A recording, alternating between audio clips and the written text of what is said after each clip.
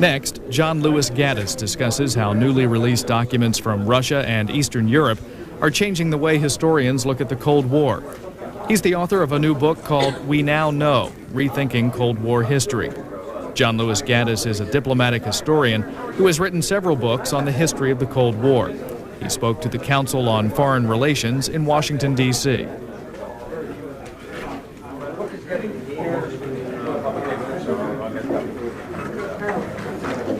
I'm Charles Gotti. I'd like to welcome you all to what promises to be an extraordinary session. This is different from most others at the Council in two ways.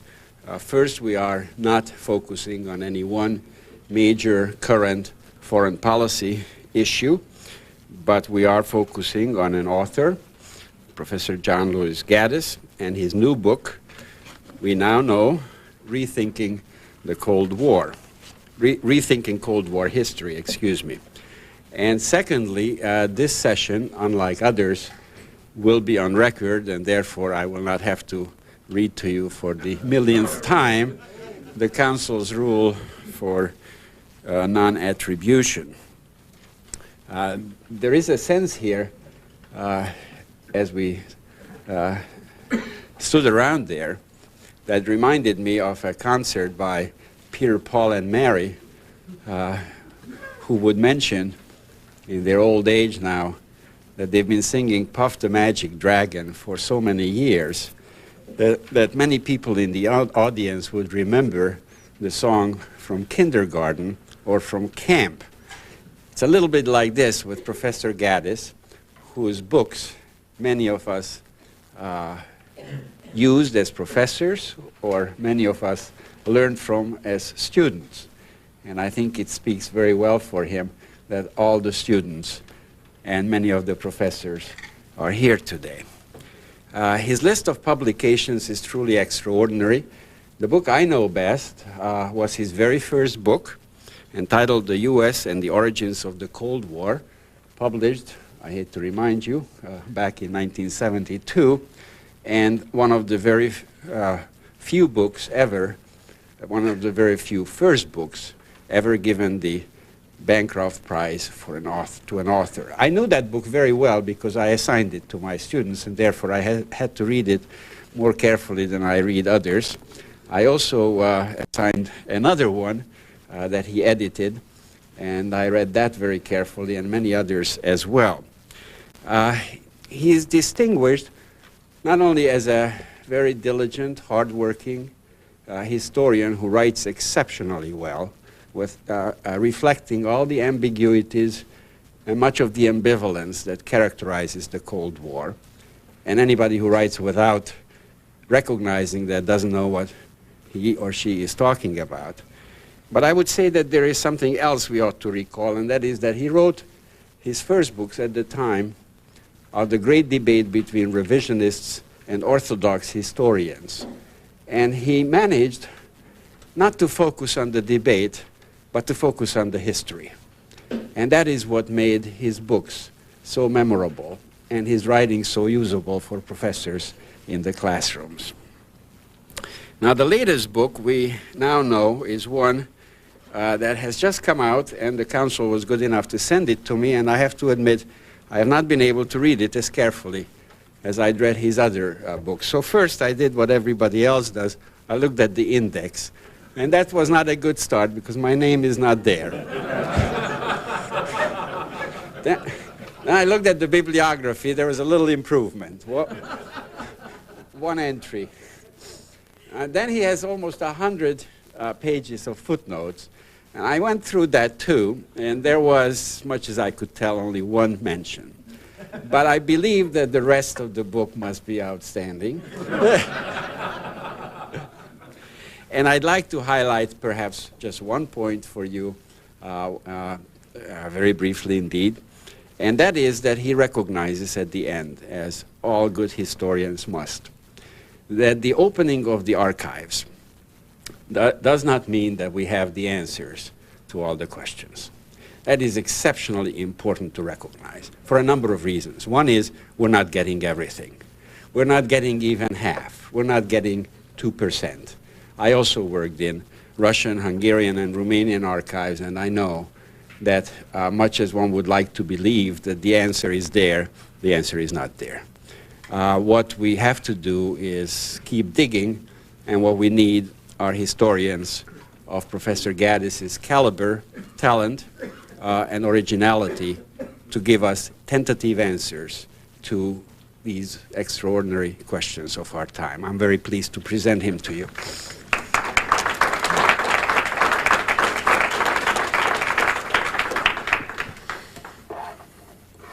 One of the things I've learned over many years is it's highly dangerous to even index the names of scholars, because this is the first thing they do always, is to check the number of entries. Thank you, Charles, for that most generous introduction. Ladies and gentlemen, I am going to speak only briefly for about 15 minutes because I want to leave most of the time for questions. But I'd like to start out by just saying something about what for me was the moment when I guess I realized that the Cold War was really over. It came only last year in the dining room of the Woodrow Wilson Center. I was lunching with a distinguished former director of the CIA who happens to be sitting in the back of this room. And in the course of the conversation, the question, "What's new?" came up. And I said, "Well, come with me." And we went up to my office in the castle. And I put into his hands something like 400 or 500 pages of documents from the Soviet Union, from Eastern Europe, from China. And then I said, what would you have done in the old days to get these? He said, "You don't want to know." Well, the Cold War really is over, and historians are in a position now to begin to work, although very partially and in a very fragmentary way, as Charles indicated, with archives on the other side. I cannot claim to be an archive hound on the other side. I'm certainly not that. What I have done is what you might call archival work at one remove. I have relied very heavily on the work of younger people who have the languages and who have the fortitude to go to Moscow and to Beijing and to these Eastern European capitals and do this work. I have relied in particular, I might say, on the remarkable success of the Cold War International History Project at the Woodrow Wilson Center, and this book really owes everything to the project at the Woodrow Wilson Center, which, as many of you know, has been funded by the John D. and Catherine T. MacArthur Foundation. Many of you will know the bulletin of the Cold War International History Project. What you may not have seen is the most recent bulletin, just out, which is something like 420 pages of new documents from Soviet, Eastern European, Chinese, and Third World archives, focusing particularly on the Cold War in the Third World and the collapse of détente, but documents on other critical issues as well. This is bulletin number 8 and 9.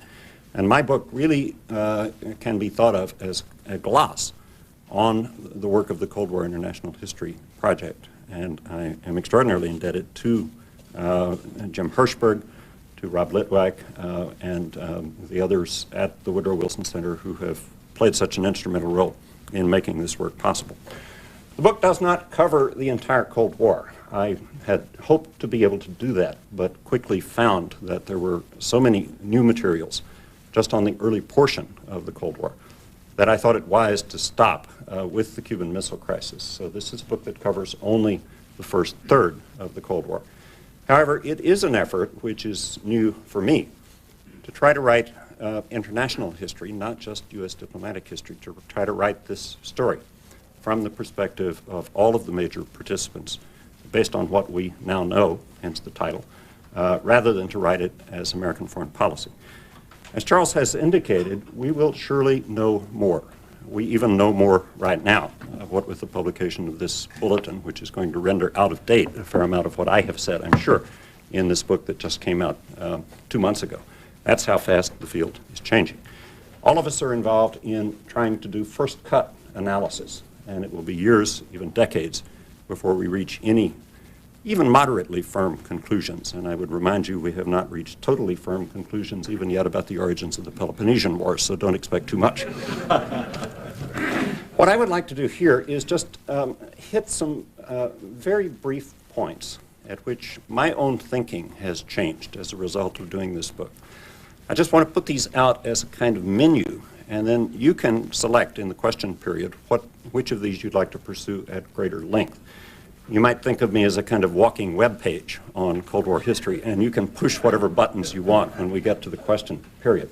But let me just lay out what I think are the 5 or 6 major themes of the book, 5 or 6 major points at which I found myself being surprised at what I found. And then we can talk about the extent to which you find this surprising. One of them has to do with something that I think will not surprise Soviet specialists, but I think it has surprised a good many of the rest of us, and that was ideology was extraordinarily important in the history of the Cold War. What is very striking when one begins to read the internal documentation from the other side is the extent to which it sounds like the external pronouncements of the other side. There isn't that much difference. And this suggests that the old realist model, which suggested that all states, regardless of ideology, are equally interested in power, and what is said in public is only window dressing, I think has got to be revised. What was said in public was a reflection of a worldview which really fundamentally dominated the thinking of statesmen in Moscow and in Beijing and elsewhere, and at the same time in many ways warped their perception of the outside world. I think we can no longer regard the statesmen of the Marxist-Leninist world as realists, as many of us were inclined to do for so many years. It seems to me the ideology was sufficiently compelling, but the ideology was also sufficiently distorting, that it gave rise to illusions in their mind. It gave rise to dramatic gaps between reality and how they perceived reality. And I have even introduced the term, I'm not completely happy with this, romantic, if we can think of romantic as the opposite of a realist, someone who has a particular view of the world which is not accurate, which gets in the way of coming to grips with reality as a way of understanding the behavior of the Russians and the Chinese in the early days of the Cold War. So that's point one. Ideology turned out to be very important.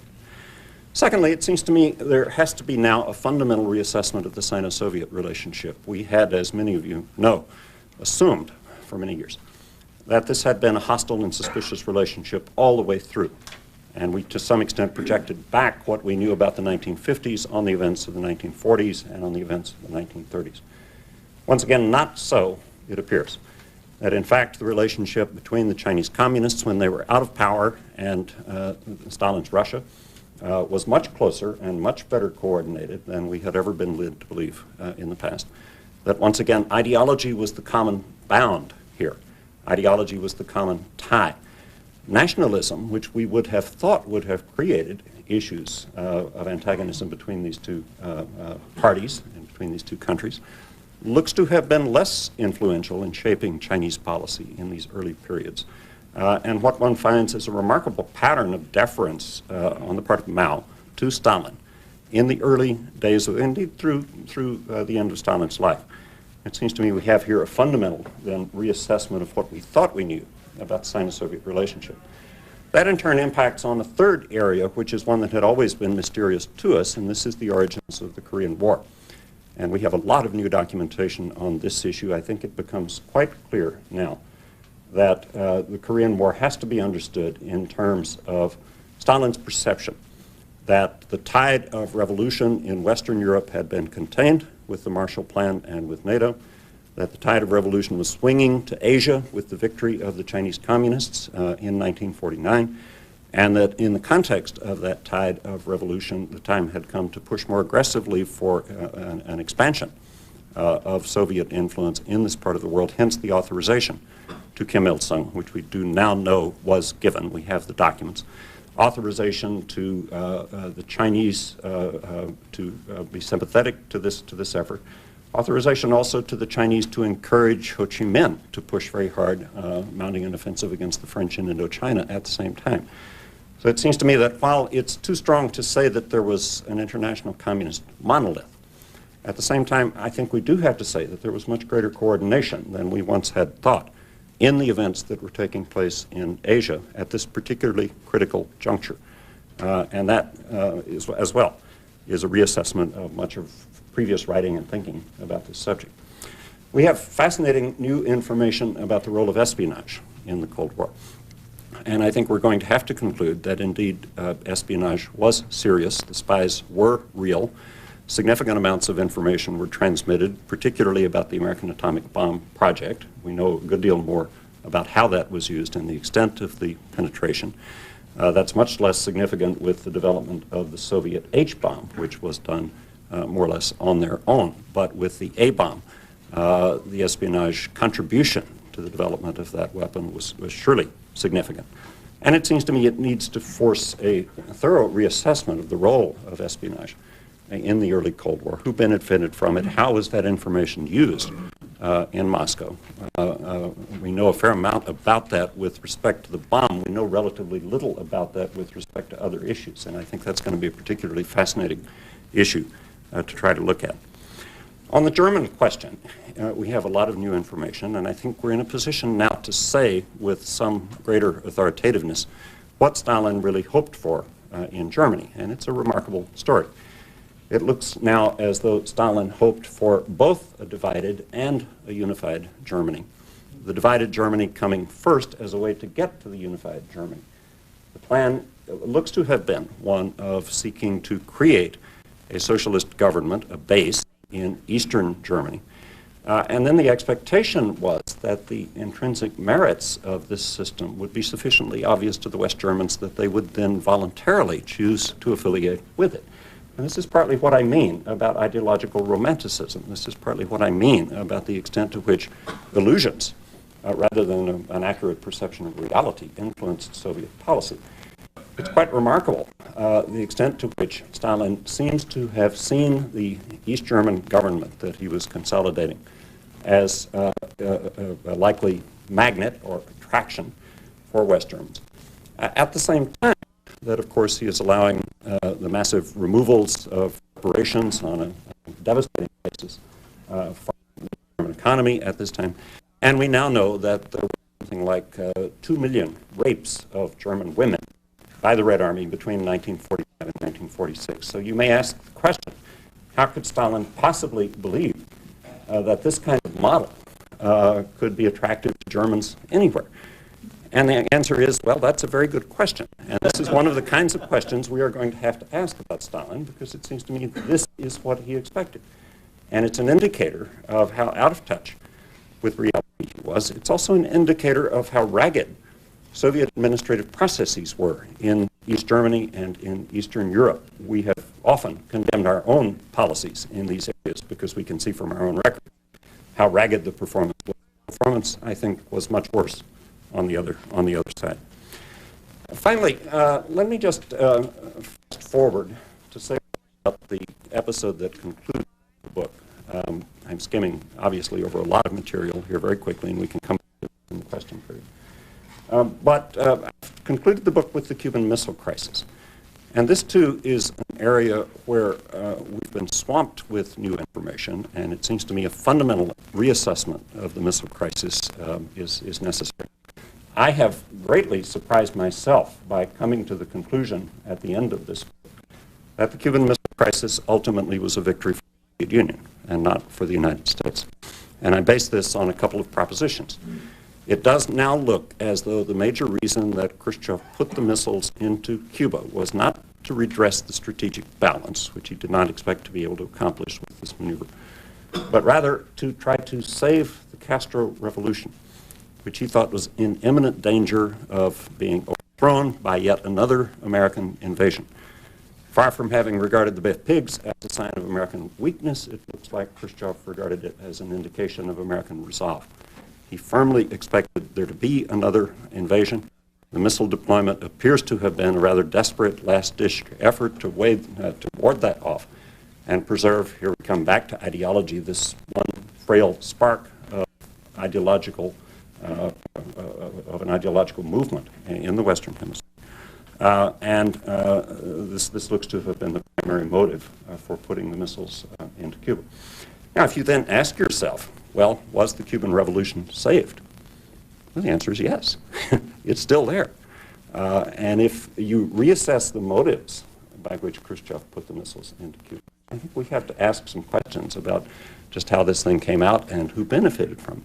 I would suggest one other way in which the Soviet Union benefited from the Cuban Missile Crisis. And here I'm becoming highly revisionist. I've always wanted to be a revisionist, and finally now I'm getting to that point.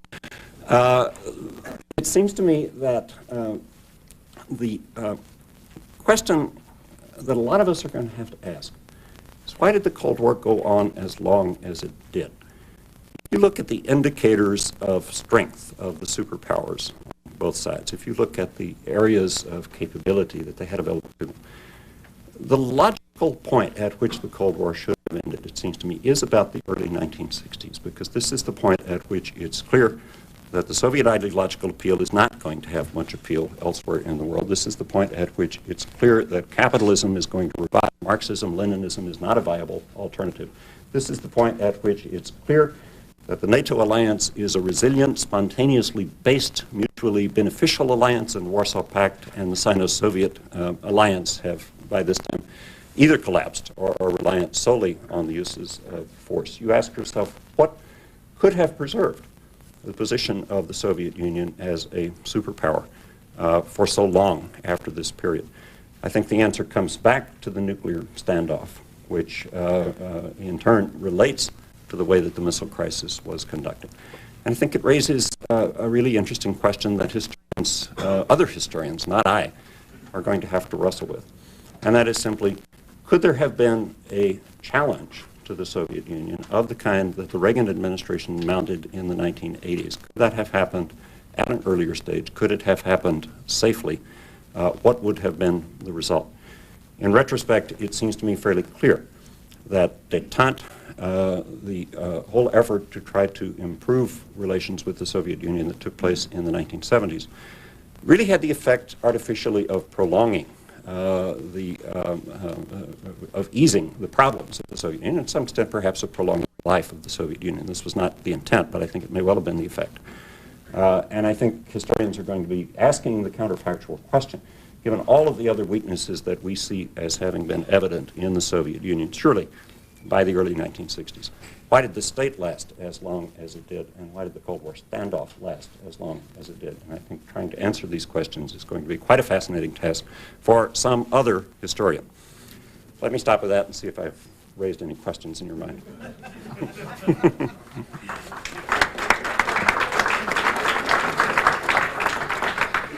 Thank you very much, John. With all the former and a few cases present policymakers in attendance, crowded room indeed. I think there will be many questions to you, and I will give you the floor. Please identify yourself before you ask the question, please. Yeah, Lincoln Gordon, Brookings Institution.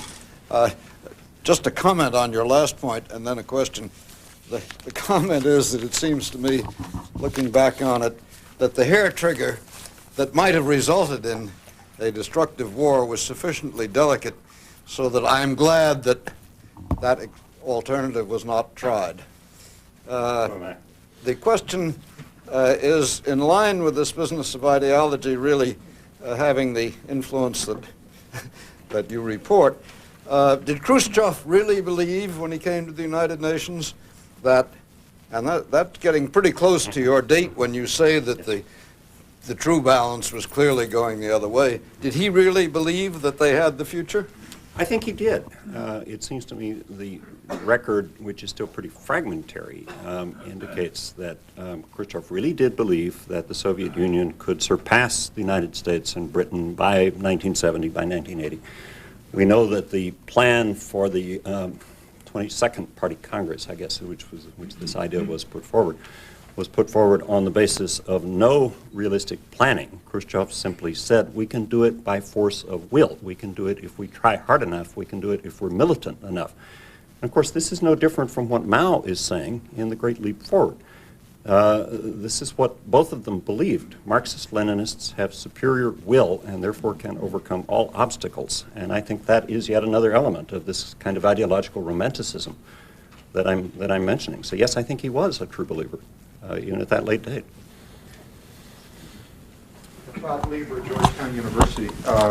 I and my students have always benefited greatly from your work.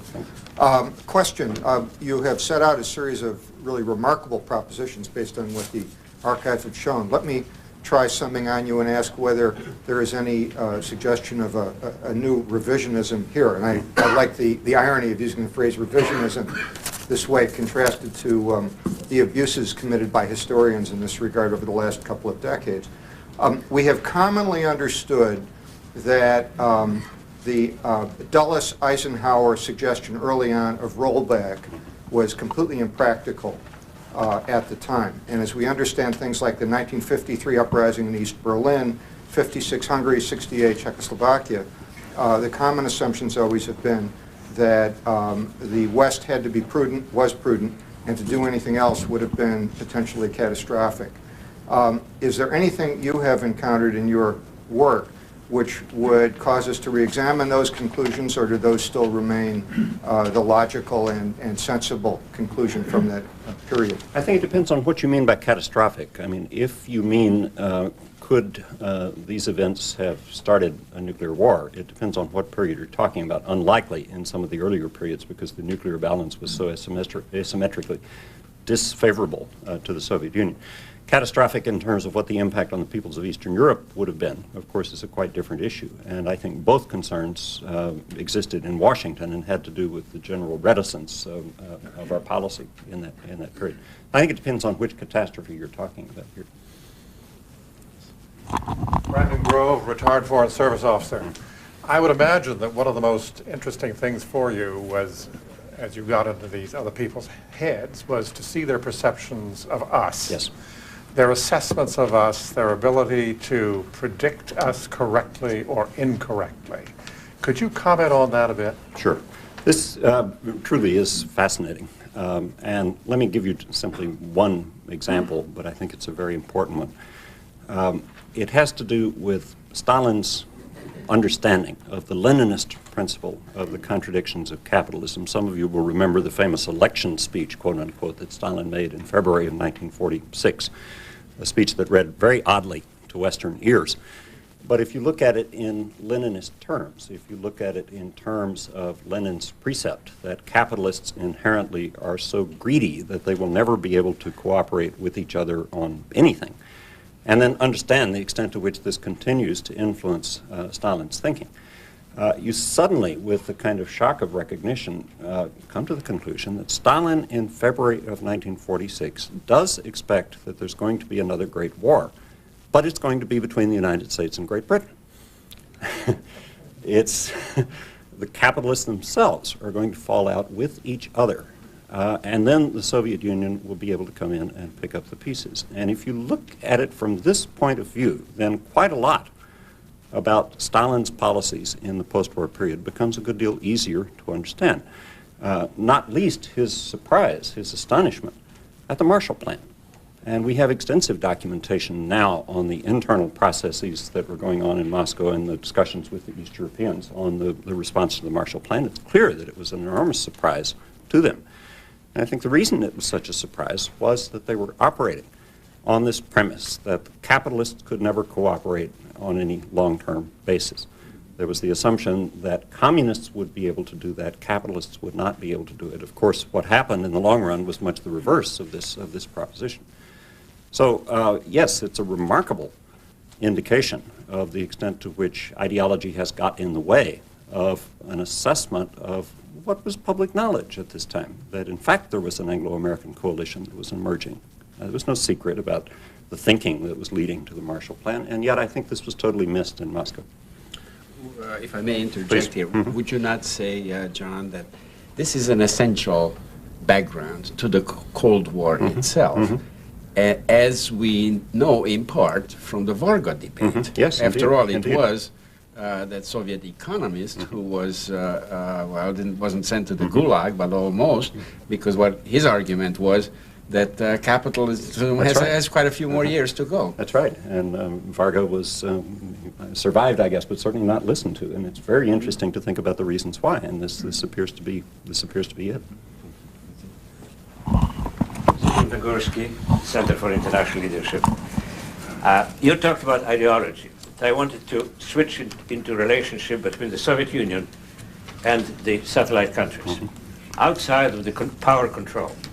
Would you say, would you be willing to digesting your documents to suggest that ideology also played a major role in terms of leadership of the communist parties of Poland, Hungary, and others to be attracted, and that they wanted, believing that they are on the winning side, to be on the winning side because the ideology will prevail, because our concept during the Cold War was there was power, nothing else. From your documents, will you challenge that proposition? Well, I feel very uncomfortable in the presence of Charles Gatti trying to answer a question like that. Trying to make up for the fact that I'm not in the index. You take what But you can. let me take a crack at that and then invite Charles to correct whatever I say that's wrong about this. But my sense is, yes, ideology is quite important for individual figures like Ulbricht and other leaders.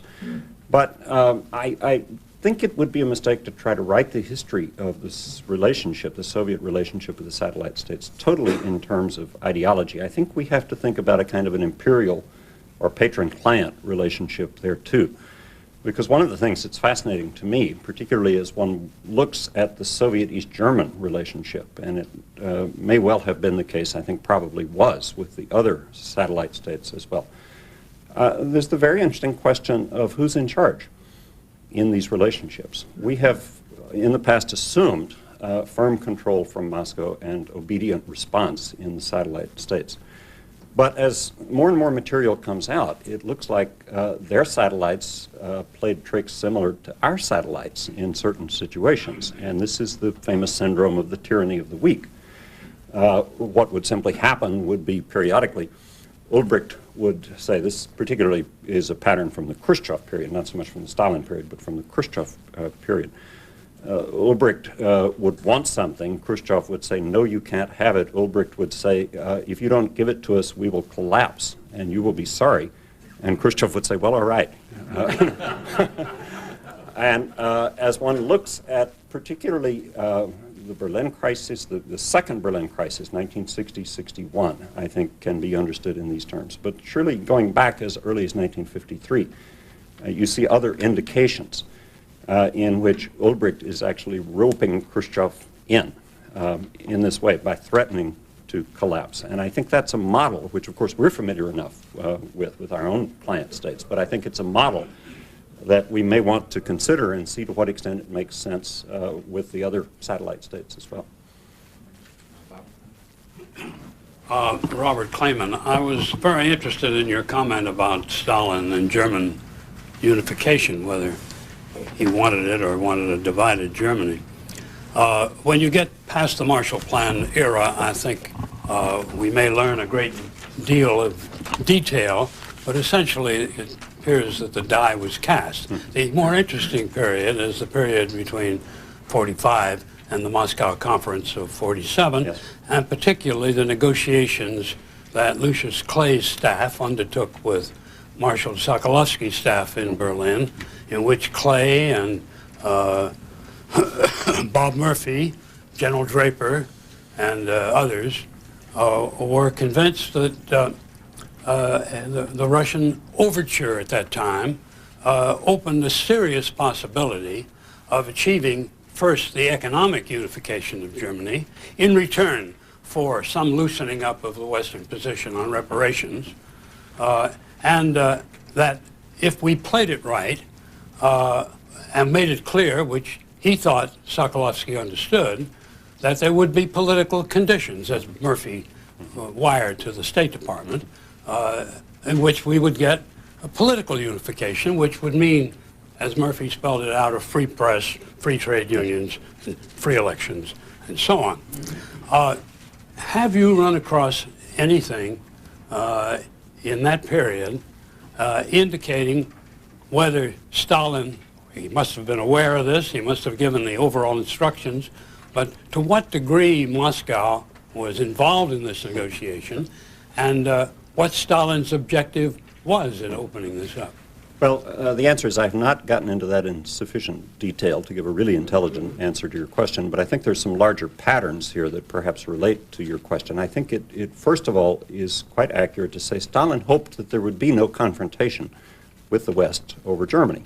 To say that he wanted to fight over Germany, I think would be quite wrong, and I think that helps to understand why the relationship between Clay and his Russian counterparts was as amicable as it was. You'll remember very well, Clay had more problems with the French than he did with the Russians in those days.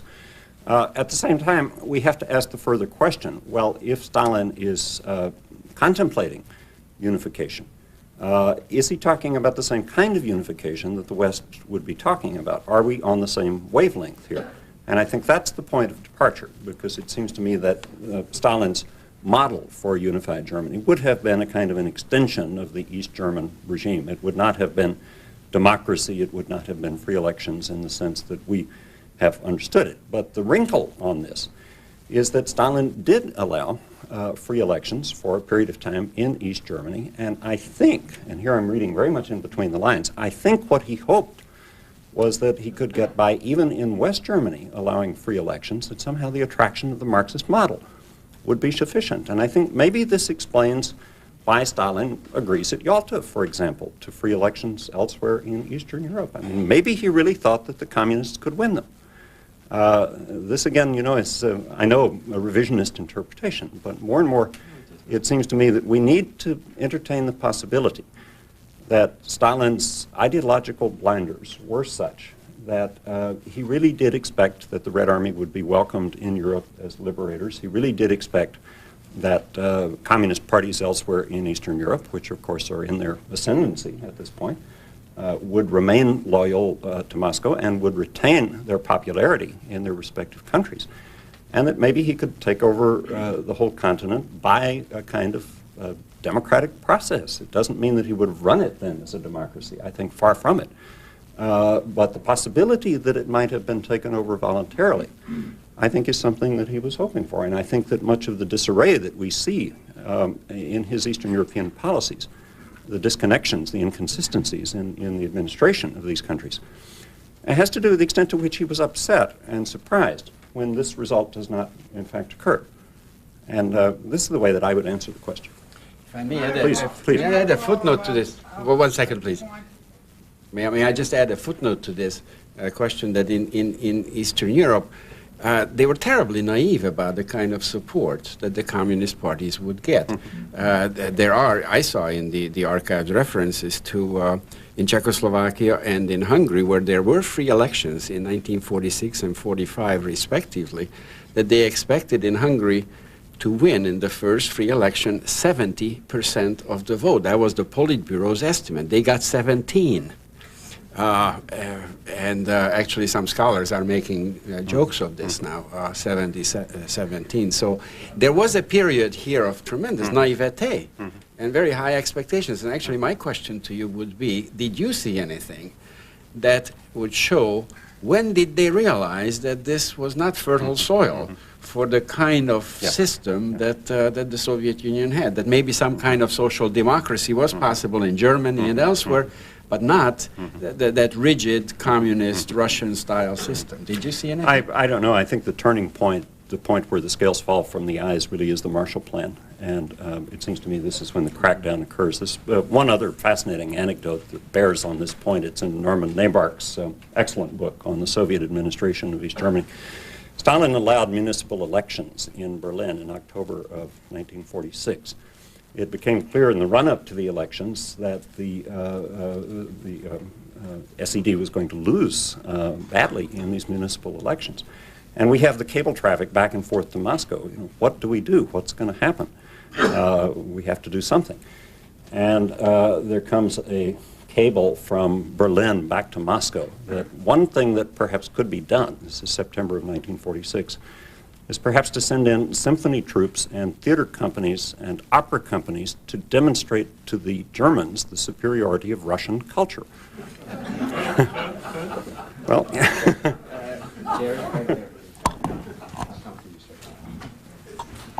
it seems to me that you overlooked the relationship between power and you're overlooking the relationship between the use of ideology to maintain power by the leadership. For example, the most obvious case is peaceful coexistence. Malenkov advocated it, Khrushchev criticized him, then Khrushchev took over, he advocated peaceful coexistence. Stalin was the ultimate realist who used ideology to meet his ends. I mean, the Hitler-Stalin Pact is the classic example.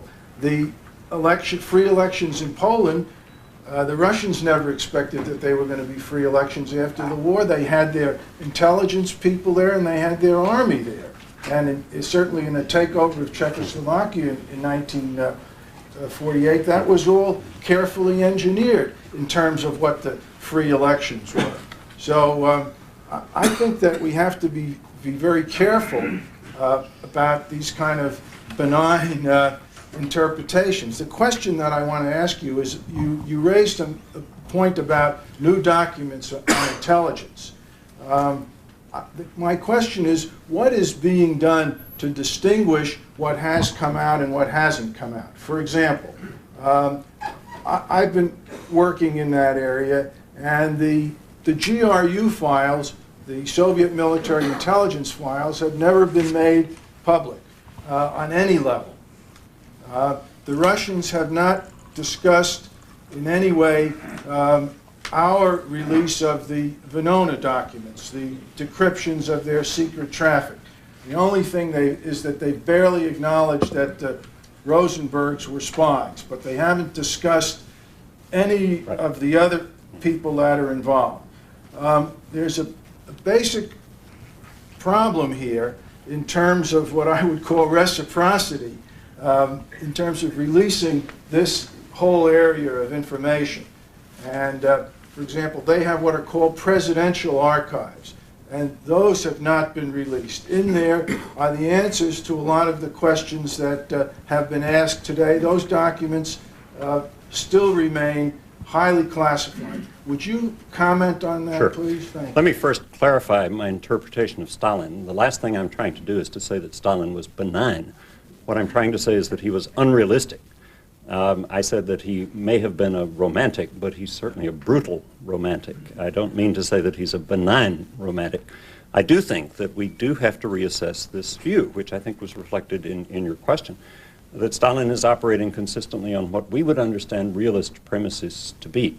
And the evidence, while that is compelling, I think, for the earlier period in Stalin's, and perhaps even through the war, I think it becomes very hard to sustain in the light of the new material for the last years of Stalin's life.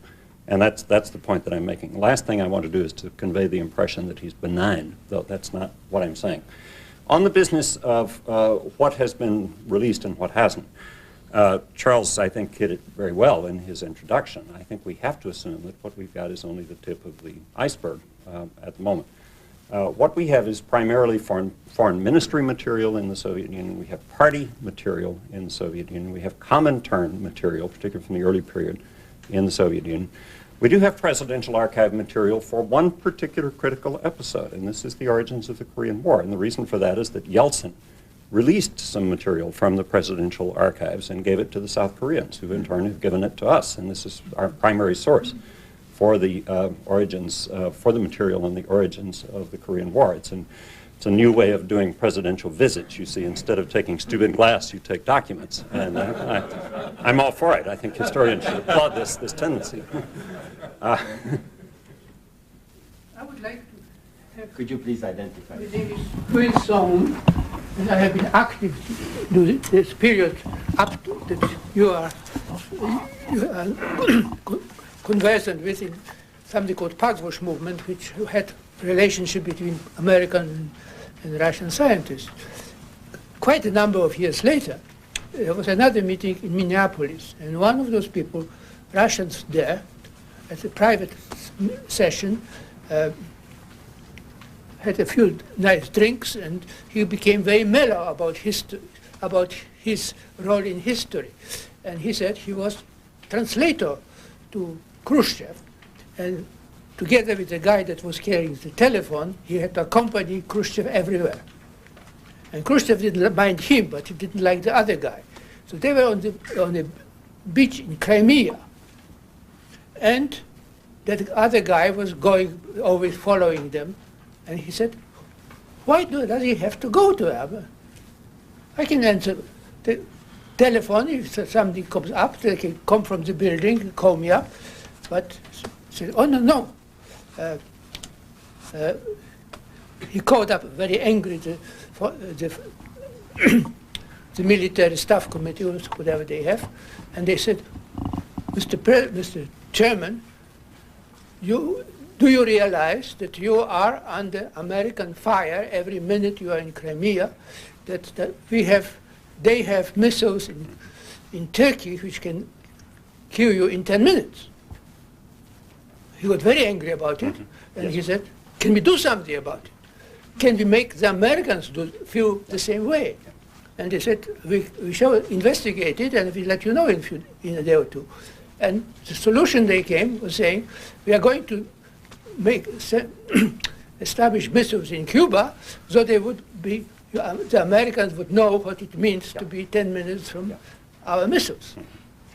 And he said that he was at that very moment that this was decided about it. Maybe this is probably just his anecdote, but this is probably Berlatsky, I think, that you're talking about.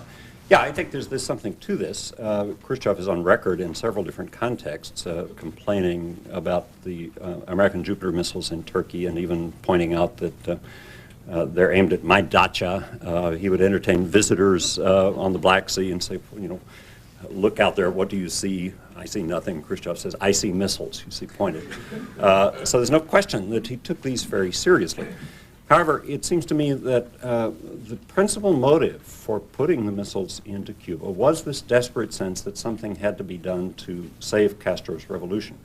I think the presence of the Jupiters provided in Khrushchev's mind almost a kind of legal rationale for this, because his thinking went, well, we have to do something, let's do this, because they have done that, you see.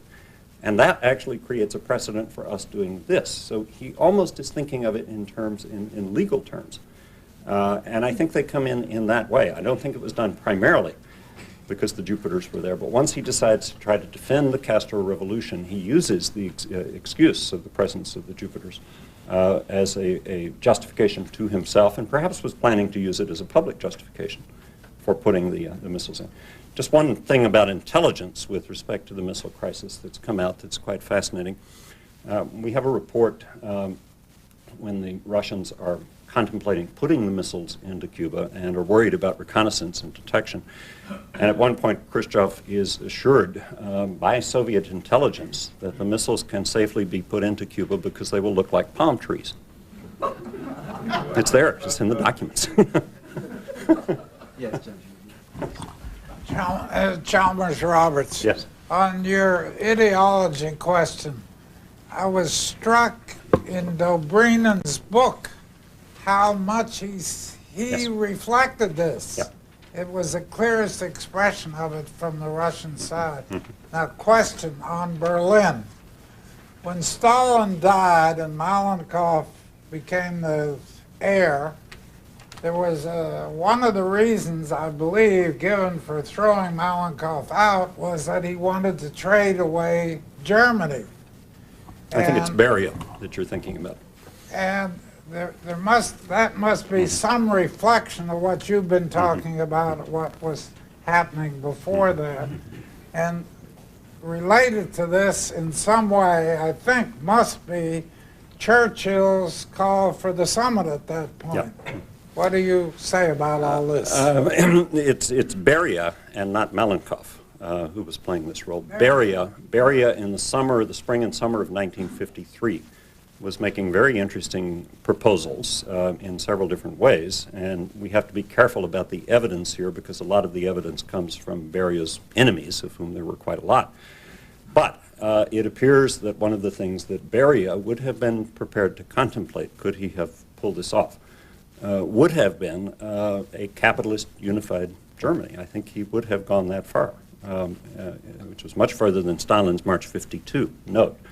The argument simply being that Germany is a lost cause and that it's better just to consolidate what we have. We know that Beria is also contemplating very interesting proposals for giving a lot more autonomy to the non-Russian nationalities in this period.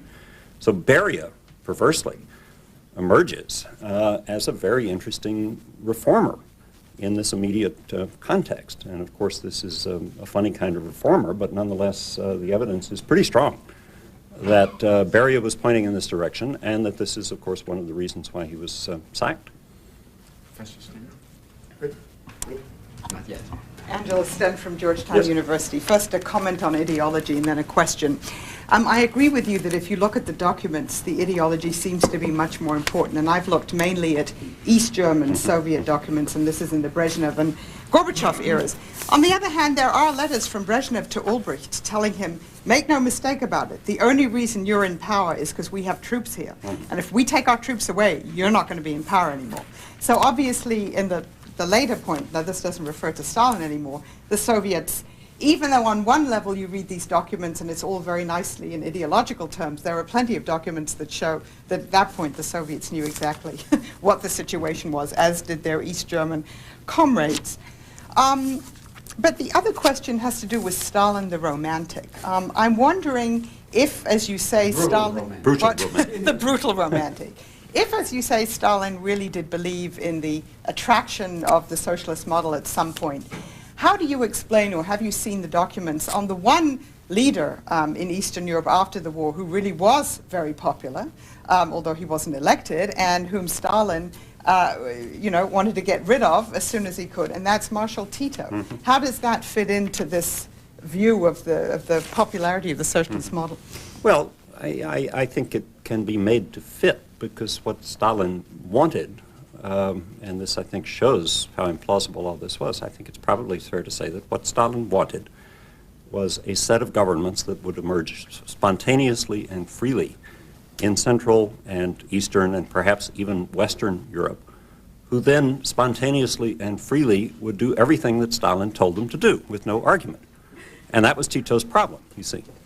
That's the way I would answer the question. And I think, it seems to me the authoritarian model and the romantic model are not necessarily inconsistent. Stalin's view is that if all of these people would just do what I want them to do, and do it sincerely and spontaneously and voluntarily, it would all be a nice world, wouldn't it?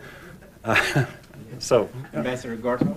And what's remarkable at that, of course, is that I think we have to be very careful not to lose sight of the impact of the domestic system in influencing Stalin's policy. And if you look at it from Stalin's point of view, what conclusion would he come to from the domestic scene? What he sees are a lot of people who, yes, do seem to be doing what he wants them to do. So, Ray. Raymond Garthoff. These are two comments, really. My question is, what is your reaction to my comments? Sure. The first is that you've invited us to consider whether the Cold War might have been brought to an end much earlier, in particular, if there had been an earlier offensive political Reagan push, shall we say, in the late 60s or 70s. Without going, there's time or occasion now to go into all this, I think this is very unlikely, mainly, for many reasons, but mainly for the reason that I believe you were alluding to at the very beginning, and that is that I see the main thing underlying the Cold War as the worldview, the mindset and worldview of the Soviet leaders, that series of Soviet leaders, that the world was in fact divided into two hostile camps fighting it out to the end and so forth. And it was only when there was a sufficient disconnect between reality and that worldview that a Soviet leader came along and saw that that was not the case and was prepared to dismantle the Cold War, in effect. And a Gorbachev might have come along in the 60s or 70s, but I don't think it yet had reached a point where this recognition of the failures of the Soviet system would have led a Soviet leader at that time to reach his conclusion. I think an offensive push from the West at that stage would only have tended to validate the old communist view rather than to help along a new one. The second point is on the Cuban Missile Crisis, which, as you know, I've also been looking into the new materials. And I reached quite different conclusions from those that you've given. I think it's clear that we underestimated at the time and over the period of historiography since, the extent to which the Soviet, Khrushchev and other Soviet leaders did in fact see a requirement and an opportunity, but a requirement for deterrence of an American attack on Cuba. That's, I think, correct. But to conclude that that was the primary motivation and that a redressing of the adverse strategic balance was not, I think goes further than not only goes further than any evidence, but is a conclusion that I don't think is justified. I mean, that's a matter now of judgment, but that is a different reading of the same materials, if you will. Sure. And I suggest that perhaps instead you might want to reconsider your newfound revisionism and perhaps adopt a more Gaddis-like balanced approach in between, where you recognize the validity of some of the new considerations of revisionism, but recognize there also was some validity in the orthodox view. Well, let me take the second one first. It's awfully hard to do the kind of Gaddis-like approach that you're talking about in only 15 minutes in an oral presentation. It's a lot easier to do when you're writing a big fat book, and you will find in the big fat book reflections of your own viewpoint on this, and certainly an acknowledgement that a secondary motive was the concern about the strategic balance. However, so I'm by no means trying to say that this was totally absent in Khrushchev's mind. More to the point, which is fascinating, it seems to have been the primary thing in Castro's mind. Castro seems to have attributed more weight to this business about the strategic balance than Khrushchev did. And this is because Castro had not been told what the actual balance was. Castro thought that the actual balance was a lot closer. And we have this wonderful moment at the Havana conference some years ago, which you know very well. And Castro comes up to Ray Klein and says, if only you guys had told us what the real balance was, we would never have done this. So we would never have taken these missiles. So Castro is thinking in terms of the strategic balance and is telling Khrushchev, don't worry, we can defend the revolution. And Khrushchev is thinking about defending the revolution, I think, more than the strategic balance. And it's a curious kind of disconnect in their own thinking. The dynamics here are really quite fascinating. On the business about the push or the offensive challenge, I want to be very clear on what I'm suggesting. I'm not trying to sound like John Foster Dulles, contrary to what my students frequently tell me. I'm simply raising the question, which is a question that George Kennan raised in the original containment article. Kennan said that sooner or later the Soviet system would have to come to grips with external reality, and when that happened, it would be a moment of crisis for the Soviet system. And he further said, there were certain things that we could do to accelerate that process. Part of it was simply a matter of holding firm, but part of it was also more active operations to strain the Soviet system. And of course, the new documentation has, I think, made it very clear how committed he was and how committed others were toward operations in the early days that would indeed seek to impose strain on the Soviet system without at the same time carrying the crisis to such a dangerous point as to lead to war. My point is simply this.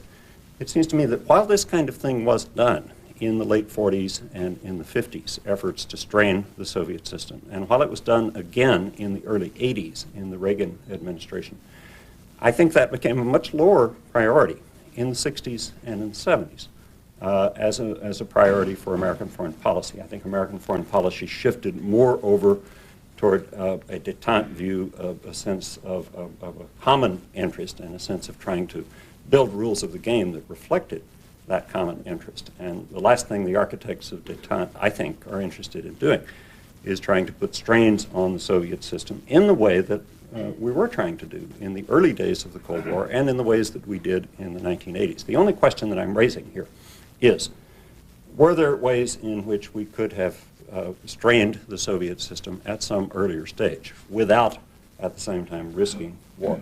And I really don't know the answer to that question. It's just that my own work has caused me to conclude that the nuclear standoff and the strategy of détente that to a considerable extent followed from the nuclear standoff, I do think had the effect of prolonging the Cold War. Maybe we will conclude that was a good bargain. Maybe we will conclude that that was worth it. But at the same time, I think increasingly we will have people raising the question, could it not have been ended earlier?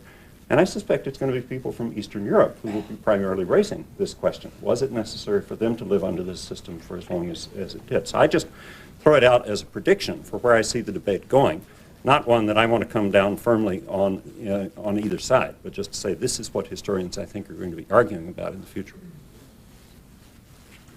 Jim Lowenstein, on the subject of Yugoslavia, have you come across any documents that shed more light on what happened in 1948, what the Yugoslavs called Tito's break with Stalin, what others called Stalin's expulsion of Tito? And specifically, did the Soviets contemplate taking military action in Yugoslavia? And if they did contemplate, why didn't they? That's a good question, and it's one that Charles is, once again, much better qualified to answer than I am. I don't know. I have not seen much that changes the story on the Soviet-Yugoslav relation. I mean, what we had from GLAS, what we've had from other sources for a long time, I haven't seen much that changes the basic outlines of that story. Have you? In the period of 1947-48. So on that score, I think no great change, and no really great increase in knowledge on that. The other issue about contemplated military action is hotly debated. And it seems to me we have no conclusive answer on this. There have been murky rumors for a long time. Wojciech Masny and others have emphasized these, that particularly in the light of the that at some point in 1950 or 51, Stalin was contemplating military action against Yugoslavia. It's been very murky as to how this was tied in and might have related to the Korean War situation. And there are contradictory viewpoints out there. There's the viewpoint that Stalin was seriously contemplating such action as a diversion from the Korean War. There is an alternative view that's floating around that once it became clear to Stalin by way of espionage, as we are almost certainly sure that it did by December of 1950, that we were going to limit our own fighting in Korea, that then his interest in possibly some kind of a diversionary affair in Eastern Europe waned at that point. I think the best I could say on this, and again I welcome Charles's view, is that the evidence is still very much out on that. And the evidence is out further on a much larger issue, which I've gotten interested in. And that's the whole issue of war planning. That's the whole issue of military strategic planning on the Soviet side. We've had almost nothing released on that. I think that's one of the big areas, as well as intelligence, where we need information and where I hope we can get information. And I particularly would hope that this would be something that we might be able to use the military-to-military contacts that have built up in recent years on issues like arms control and others to perhaps open up a second track for getting into some of the documentation if we could enlist the professional militaries on both sides and getting interested in just kind of cross-checking each other's war plans and each other's assessments in these early periods. I think that might be a way that we could get some information on this. I hope so.